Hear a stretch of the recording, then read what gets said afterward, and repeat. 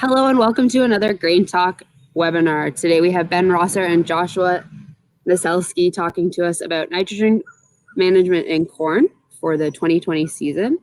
Just a little bit about the both of them. Josh is an assistant professor in the Department of Plant Agriculture at the University of Guelph. His research primarily focuses on agriculture production in Eastern and Northern Ontario. And Ben works as a corn specialist with the Ontario Ministry of Agriculture, Food and Rural Affairs. Ben originally hails from Denfield, Ontario, and received his Bachelor of Science and Master's of Science in Agronomy at the University of Guelph. Prior to joining OMAFRA, Ben was a research tech at the University of Guelph with former OMAFRA corn specialist Greg Stewart. In both roles, Ben has been involved in applied research projects investigating corn agronomic practices such as corn nitrogen rate and application methods, strip till and residue management, and the use of different precision agriculture technologies. Ben works out of the Crop Science Building at the University of Guelph. So I'm going to take this time to pass it over to Ben to go through the nitrogen webinar.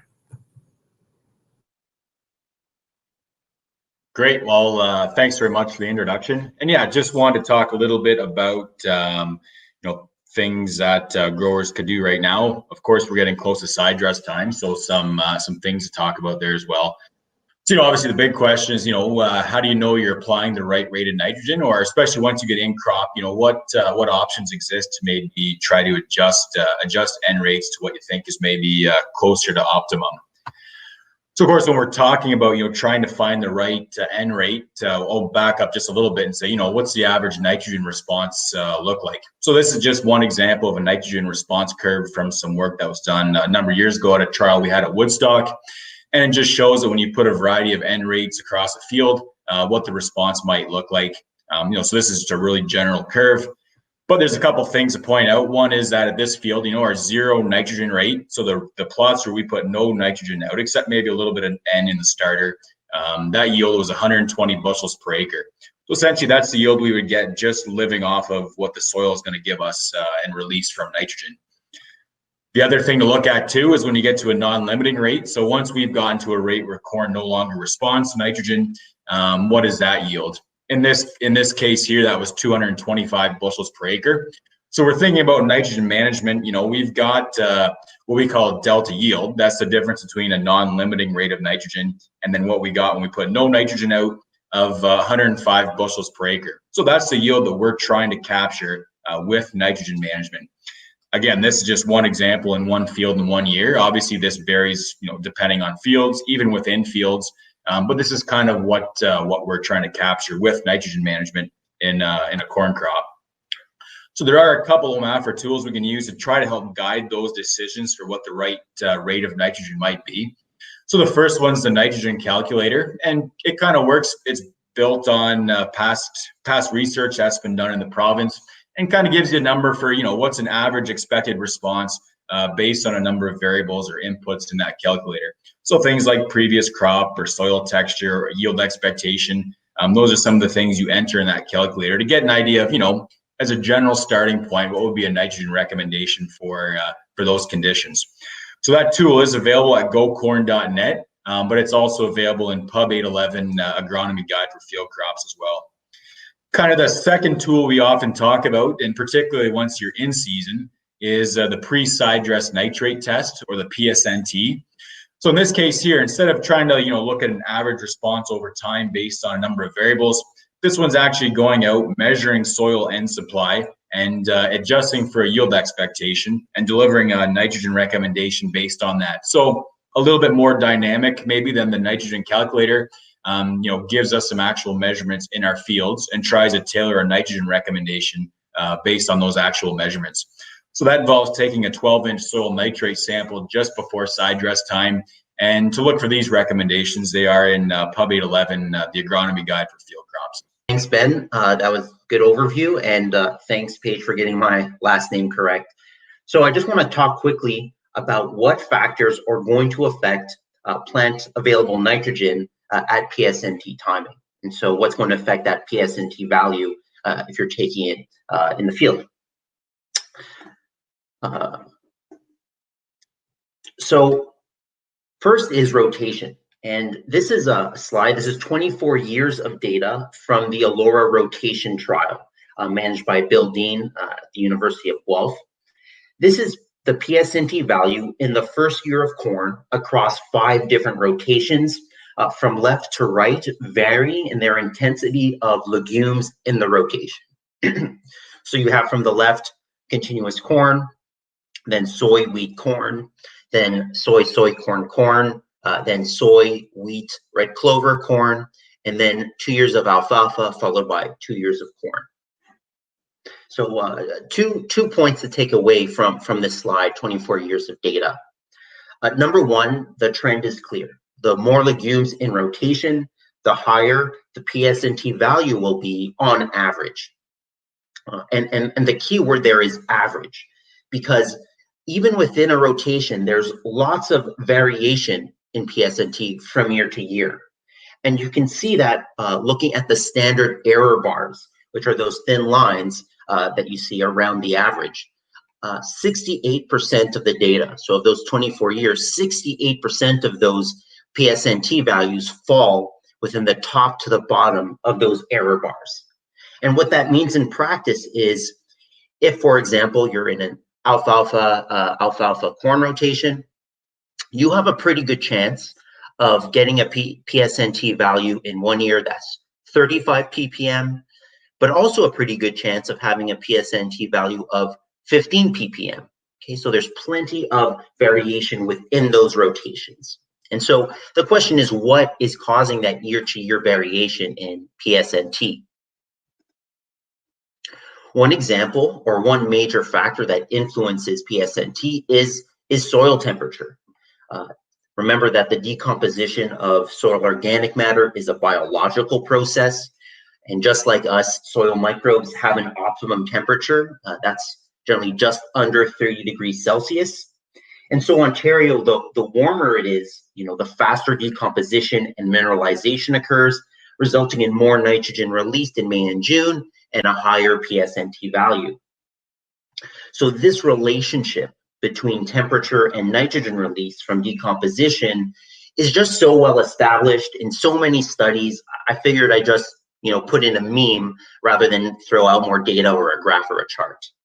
But the joke here, there is of course a relevance to agriculture, because thinking about temperature, are we talking about soil temperature or air temperature? Where exactly? And decomposition is primarily regulated by soil temperature. So I don't have a great soil temperature data across Ontario, but I do have really good air temperature data. This is just from the Ontario Farmer, the most recent one, showing CHU accumulation across Ontario. That's based on air temperature data, but it gives a good indication of how warm the season has been and what soil temperatures are like. And the story here is that it's been a much cooler season than normal. Okay, it hasn't been as warm as on average, and so you would expect, or I would expect, soil microbes to not be mineralizing as quickly, again, due to that slightly cooler temperatures. Now, rainfall is the next major influencer of PSNT values. And this is an Ontario study that shows a bunch of really interesting things about how PSNT is controlled. So let me break down this study and just set the stage.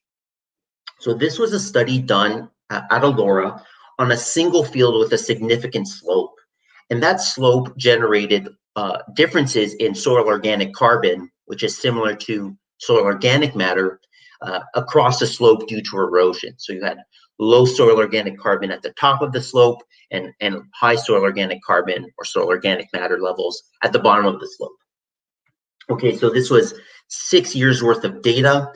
They measured PSNT, or plant available nitrogen, in the corn year of the rotation, and they plotted plant available nitrogen in those 6 years against rainfall from planting to sidedress.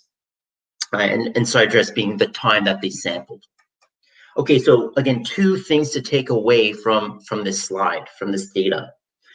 Number one is that in general, PSNT values increase as soil organic carbon, SOC, or soil organic matter increases. So having high soil organic matter will provide a benefit in terms of reducing nitrogen fertilizer needs in most years. So in very wet years where, for example, you get 6 inches of rainfall or more, the benefits of soil organic matter won't be as apparent just because there's so much nitrogen loss happening. Okay, so more soil organic carbon, generally higher PSNT values. Second, you generally want just enough rainfall to maximize microbial growth to get high PSNT values. It's like this Goldilocks thing where you don't want too little rainfall because the soil will be too dry for soil microbes to work effectively. And you don't want too much rainfall because then you'll get nitrogen loss via leaching or denitrification. You want just the right amount of rainfall to get high PSNT values. So this is just some rainfall data from Eastern Ontario that I wanted to share. This is from the Winchester Agricultural Research Station. Again, just to illustrate, what 2020 has been so far. And, in general, compared to the 30-year average, it's been drier across Ontario and at the Winchester Research Station. We've gotten maybe 60% of the rainfall we would normally get. And so, taking this into consideration, it's been cooler than average this year. It's been drier than average this year. That will probably reduce PSNT values. I'll go on and put it out there. I'm going to predict lower PSNT values this year in most of the places that Ben is going to sample in his N Sentinel project, which he's going to talk about. So in conclusion here, what influences PSNT? Well, your rotation and soil organic matter levels are going to influence PSNT averages. And then the variation from year to year around that average is going to be influenced by temperature and rainfall.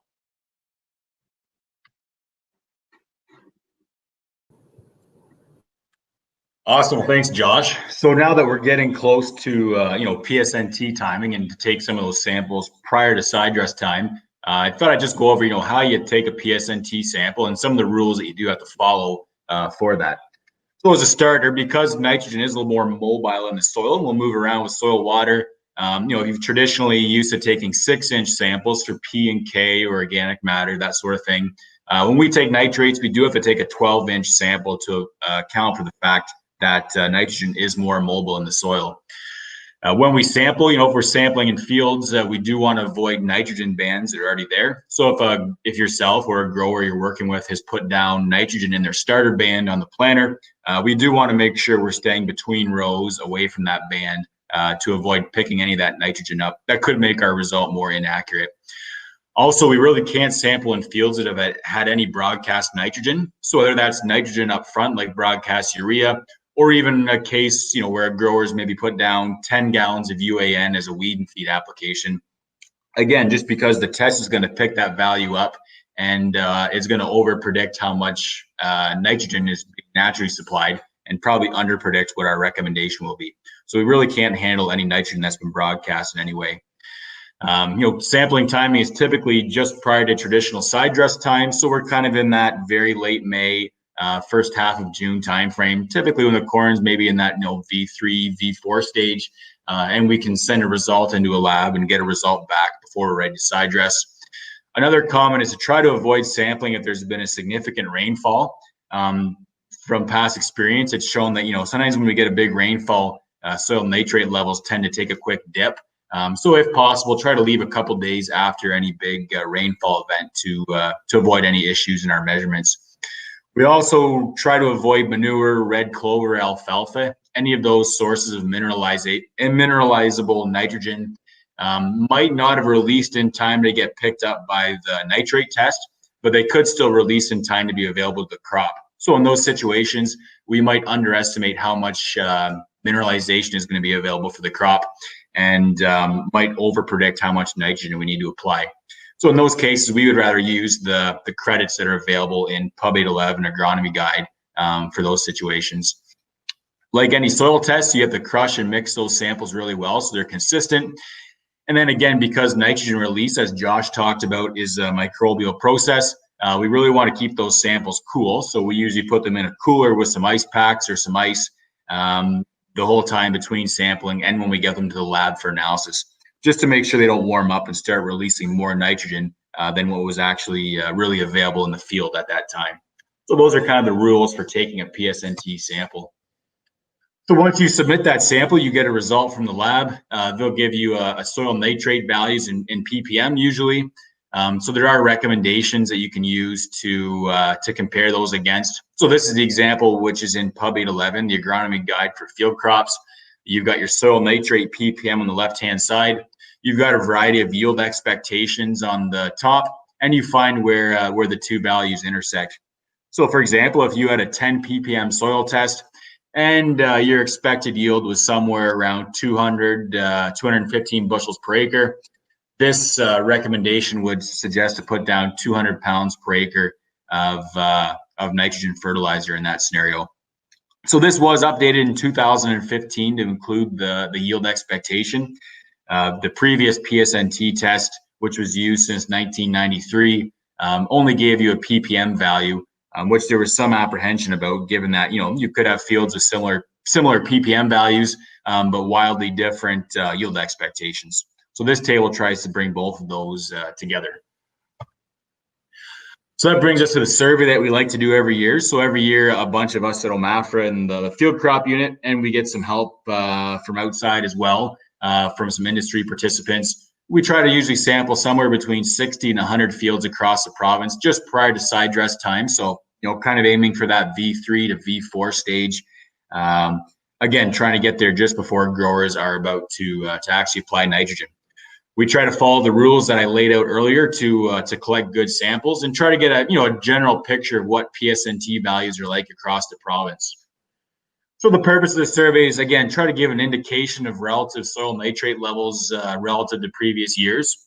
So this graph is from our 2019 survey and shows results that we've had from our surveys back to 2011.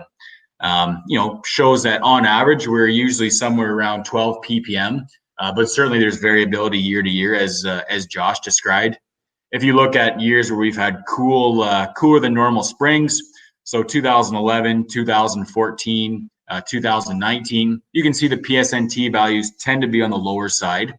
In years where we have warm and early springs, like 2012, 2018, we tend to have PSNT values that are on average a little higher than our average. So I think one of the values of this is to try to get an idea of where we are relative to previous years, and it is a very broad tool. It's not a precision tool for sure. We're just trying to paint a general picture across the province. Obviously, what you expect on your own farm might differ depending on your rainfall or temperatures or things like that relative to other parts of the province. And as well, that average ppm value we come up with, it's really not suitable to use that as one for your farm. Individual farms vary quite a bit, so that wouldn't be proper to do. But again, we're just trying to compare things on average relative to previous years. And also, it is important to mention that we are, with the survey, really only addressing the natural supply side of nitrogen with a PSNT sample. So if we get a year that's a little lower than normal, you do have to take into consideration what your yield expectation is going to be before you go and actually make any adjustments. For example, if it was a late spring and the crop went in late as well into poor conditions, nitrates might be lower, but perhaps your yield expectation is lower as well. So maybe your rate doesn't change much. If nitrate values are low, but you still have really high expectations for yield this coming growing season, then maybe your values will be a little bit higher. So growers do often ask, how do we interpret these results?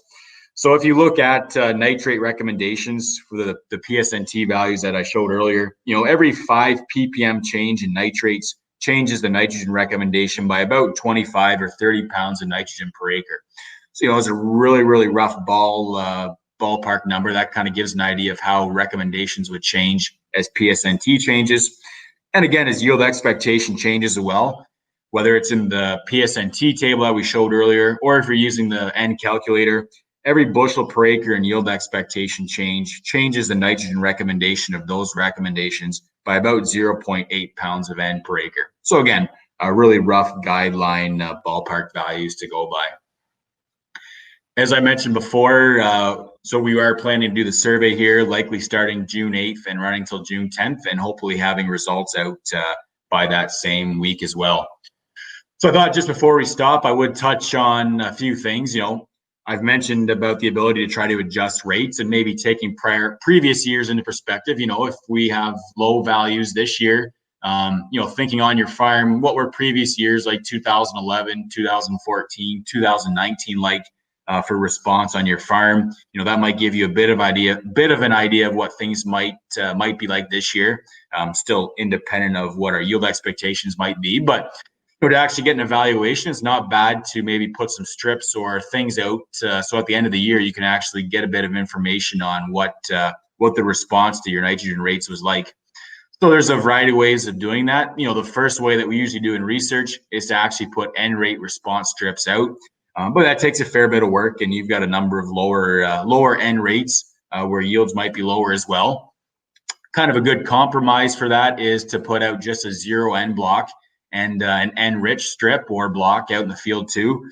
If you've got a 0 end block and an N-rich block, you can use the yields from those two blocks to put in the N-rate evaluator tool available at gocorn.net, and it'll give you an estimate of what the optimum rate of nitrogen would have been based on the yields of those two blocks, or based on the yield difference of those blocks. Again, another really simple strategy. It won't give you what the optimum N-rate would have been, but at least gives you an idea of what yield response is like above and below your normal farm practice. Would be to just put out some strips or blocks that are 30 pounds of nitrogen above your normal practice and 30 pounds below your practice, and gives you a reference at the end of the year to look and say, hey, maybe we didn't lose any yield by going 30 pounds less. And say we have a low testing year this year, you could say, well, maybe there is a bit of room for us to decrease rates.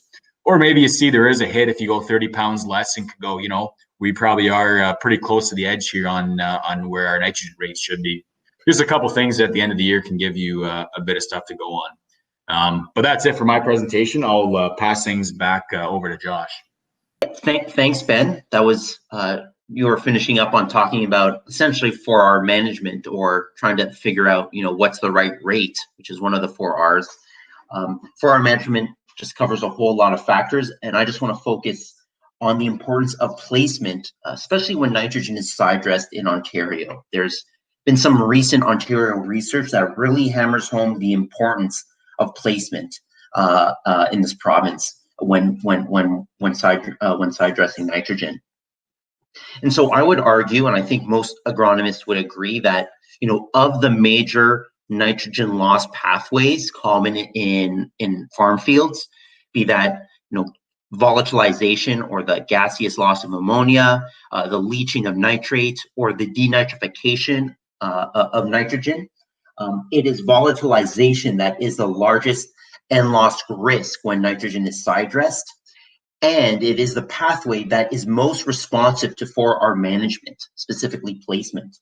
And so, again, just to repeat myself, I'm going to focus on volatilization because it's such a great risk in Ontario when side dressing N, and it's very easily manageable in terms of for our principles. So let me back that up again with some data. So this was a study done in southwestern Ontario on a clay loam soil. These folks measured volatilization losses when 130 kilos of UAN was side dressed. That UAN was either streamed on the surface, so surface applied, or injected at around 2-inch depth. And so what they did was they measured from their side dress application date, June 26th, they measured volatilization losses, which is ammonia loss, from 25 days after application. So you can see days after application on the x-axis of this graph, and then ammonia loss on the y-axis. And you can see a clear and significant difference in ammonia or volatilization loss between the streamed and injected UAN in this site here. This study, they repeated the same thing the next year in 2016. Again, they applied UAN, either injected or streamed, and similar thing, much lower volatilization losses when UAN is injected. And I should say that, the years in the study, volatilization losses were not very high. There were 15, 20 kilograms of nitrogen loss per hectare. And in some years, it can be double that. You're losing, 40 kilograms of nitrogen per hectare, which is, 30% of what was applied. So these were not really high loss years. The authors noted that they received some rainfall after these June applications of nitrogen. But the study concludes that average corn yield was 11% lower when UAN was surface applied versus injected. And so the idea is that when you're injecting urea or UAN, you're providing kind of a blanket, a soil blanket, to protect that nitrogen, protect that urea, and kind of block the volatilization, that gaseous loss of ammonia. What the authors note here, and it's important to mention, is that the slot needs to close for that protection, for that soil to actually protect the UAN from volatilization. So proper closure of that slot is necessary. So a couple of reasons why volatilization is such a high risk when side dressing in Ontario. Number one, applying nitrogen mid-June to mid-July, the soil is warmer than in May, and so warmer soils have a higher risk for volatilization losses. Number one. Number two, in general, Ontario soils are higher in pH than our neighbors to the south, for example. Speaking with colleagues in the United States and the Midwest, they are just not used to dealing with high soil pHs as high as what can be found in Ontario. So Ontario soils, field soils are a bit more alkaline. Alkaline soils, higher risk for volatilization.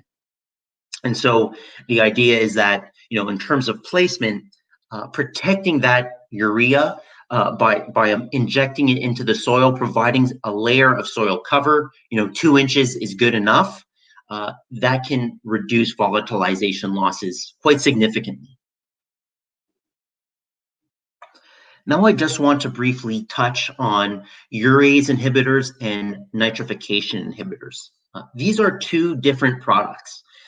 They can be sold together, kind of in a package form. They can be sold separately, but they are not the same thing. They have different modes of action, if you will. So they're not substitutes for each other, and it's important not to confuse the two. All right. So what are the differences?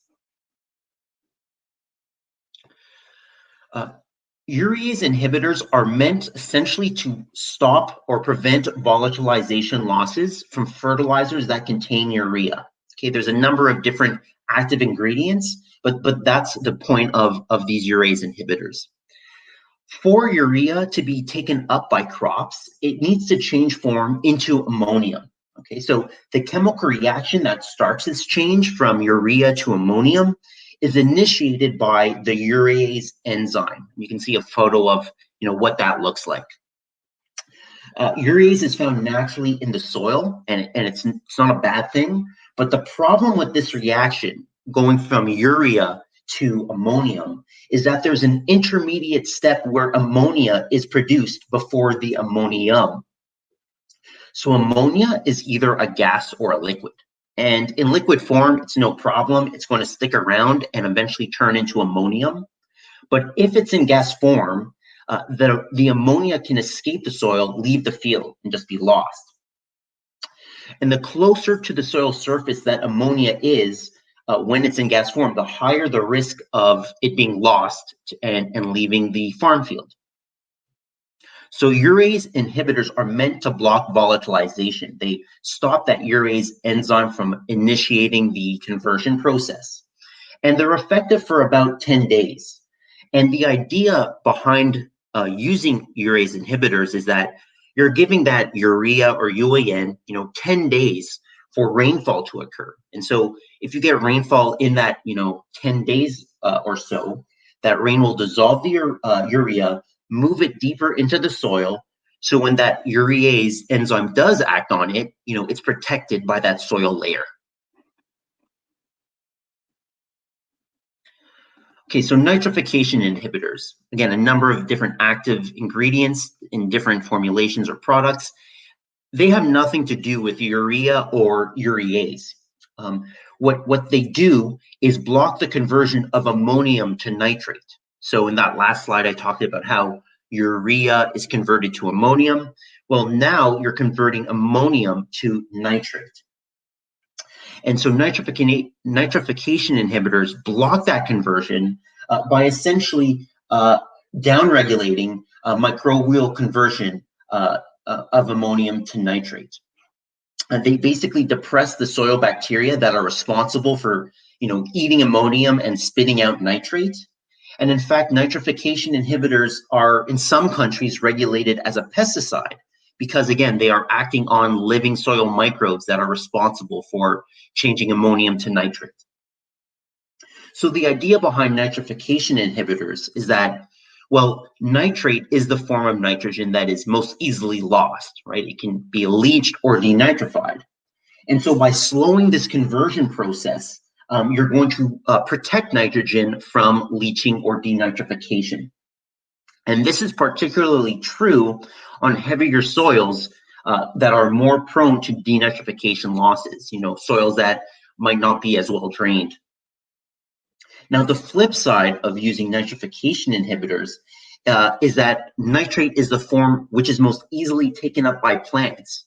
And so in some cases, you can get a yield penalty when nitrification inhibitors are used, simply because, the plants don't have access to as much nitrate. Okay, so this is, again, Ontario data to try to answer the question, do urease and nitrification inhibitors work at Sidedress? And a number of studies have been done in southwestern Ontario, and the bottom line is that these inhibitors are very effective at reducing nitrogen losses, particularly volatilization, urease inhibitors. And the benefit is most apparent in broadcast because when urea is broadcast, that's when it's most susceptible to volatilization losses. So urease inhibitors are going to really reduce volatilization, especially when broadcast. And urease inhibitors and nitrification inhibitors can result in positive yield responses, but not always. And so it really depends for a given year and what's the risk of nitrogen loss in a given year. Well, thank you, Ben, and thank you, Josh, for that informative webinar. I'm going to pass it over to Marty if there's any questions at all, and then we'll go from there. Yeah, I thought the presentation was just awesome. Great overview of the nitrogen, how it interacts in soil. One question I have for the two of you, I was wondering if there's any recommendations or any knowledge of how we need to adjust our nitrogen based on population and row width. And I'm just thinking there's been a lot of farmers under the narrow row widths, like 20 inches, that may have higher populations. And also this year with maybe some poor stand establishments, there are growers that might be experiencing lower populations. And I just wonder if there's any recommendations that Josh or Ben that you would recommend for growers. Yeah, so I'm not aware of a lot of research that's looked at the interaction between, say, row width and nitrogen, nitrogen, optimum nitrogen rates. The only thing that jumps out to mind would be, if we think we've compromised yields, like in a case where our corn stand isn't quite as good as it has been, that could adjust N rates a little bit. Now, I think you'd really have to move yields a lot to really change what recommendations would end up being. And yeah, same on the row width question again, from just the row widths themselves, there might be work out there. I'd have to look into it. My guess would be it's probably not significant. Again, if there's maybe, work has shown a bit of a yield response to narrowing up rows, maybe, 2 or 3% or something like that. So that's increased your yields. Again, maybe that comes into play. But again, not drastic yield changes that would be required to make a substantial change in nitrogen recommendations would be my thoughts in the absence of looking at data. Just to add on to Ben's answer, in terms of population and how population can influence nitrogen rates. So over the past 50 years, in North America, corn populations have been increasing. And what's been notable about that is that as populations are going up, yields are going up, but optimum nitrogen rate hasn't changed very much. And so as populations are increasing, fertilizer nitrogen does not necessarily need to, has not necessarily increased as well.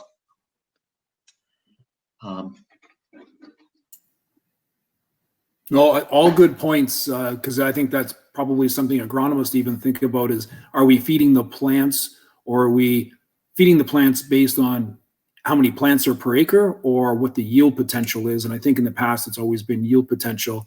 And Josh, good comments about the last 50 years of data and utilization of nitrogen. Thank you. Ben, I liked your comments during the presentation regarding, if you want to try some different nitrogen rates and see if there's any value on the farm and going by 30 pounds over and 30 pounds under to really give you an idea. Josh or Ben, has there been any information that you've come across that showcases, fine tuning your nitrogen rate is economically feasible on the farm? Yeah, so I think there's been some work that Bill Dean has talked about quite a bit in his trials, where trying to make really fine, small adjustments in nitrogen, it might change yields a little bit, but at the end of the day, when you look at the economics, those differences tend to be really small. There tends to be a fairly large plateau as long as you're up in that area, like in that graph I showed earlier, where changing N rates doesn't necessarily change your dollars to a big extreme at the end of the day. And Josh, I know you've been involved in some of that work as well. I don't know if you have further comments on that. Yeah, Ben and Marty. So what we found is the highest economic returns to adjusting N rates, happen in the 20% of years where your optimum N rate is just going to be very, very high compared to normal or very, very low compared to normal. So, the rule of thumb is, 8 out of 10 years, or 7 out of 10 years, fine tuning your N rate is fine, but you're not going to get a huge return to that. It's really those extreme years where very, very high yielding or very, very low yielding, where if you can recognize that and adjust an N rate to say, hey, this is a low yielding year, or hey, this is a really high yielding year, and adjusting your N rate accordingly, that's going to give you the biggest, financial return to that adjustment. So an example of probably identifying that would be maybe in a year where we get some heavy rainfall and we have more leaching. So going in a little bit later with the Pre-Sidedress application of adding a little bit more nitrogen, so your overall nitrogen application for that year is higher, would probably be beneficial. Is that correct? Yes, yeah, that is correct. So if you have a year with lot more leaching, for example, than normal, then that could be a year, one of those extreme years where your optimum N rate is just going to be much higher. And so you need to apply more into it, adjust for that or account for that leaching. Well, that's great. Hey, that's a great webinar, guys. Really appreciate the time that you spent with us. The Ontario grain farmers really appreciate all the help and support that you do with helping us do a better job in the field and get a better corn crop and all the research work and Ben, all the extension work that you do for us. So thank you very much. Thank you guys for supporting us. Appreciate it. Yeah, thank you. And thanks again for the invitation.